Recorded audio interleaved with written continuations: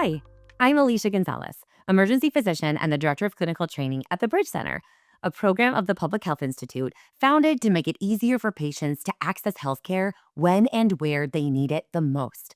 One of our main goals is to help people in our communities stop dying from issues related to drugs and alcohol use. It's no secret that too many people are dying from drug overdose or harm associated with substance use. Thankfully, for hospital leaders, we have the opportunity to change that. How?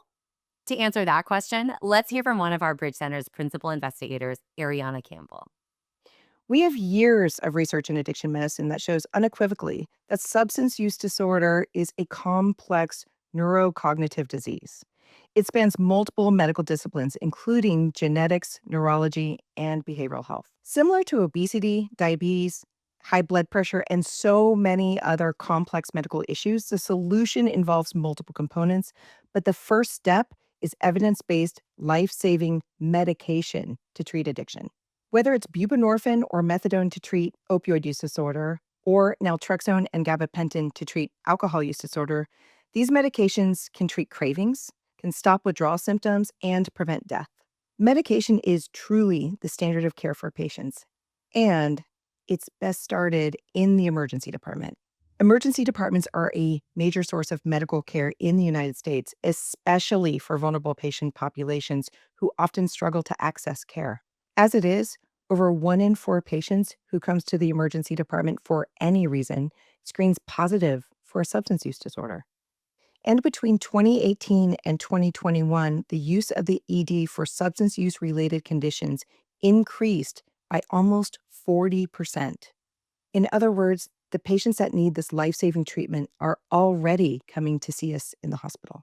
By offering medication to treat substance use in real time, patients not only get discharged with life saving treatment, but they are twice as likely to stay in treatment 1 month later compared to patients that are simply referred to outpatient follow up without starting that medication in the emergency department. This approach works across a variety of hospital settings, whether it's an academic center, a community hospital, or in one of our rural centers.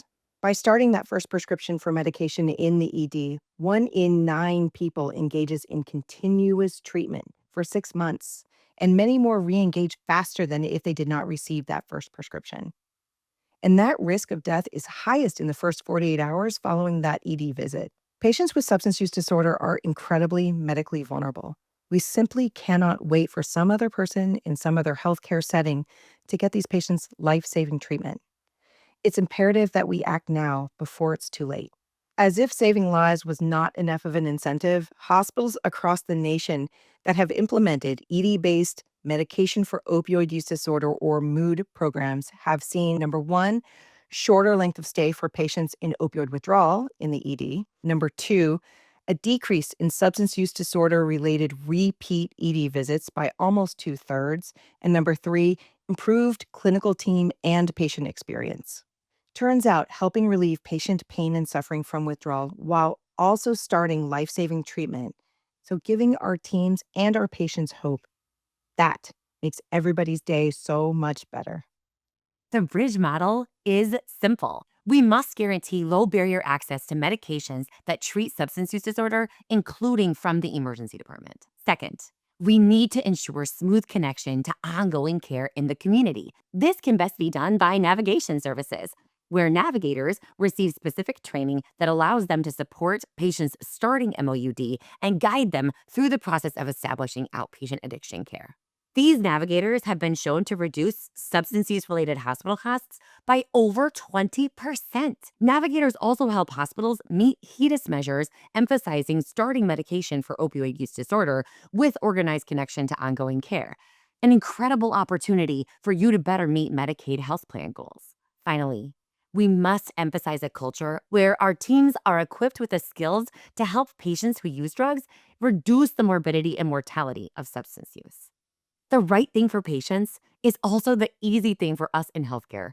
Make medication for opioid and alcohol use disorder the standard of care in your hospital today. And let's work together to save some lives.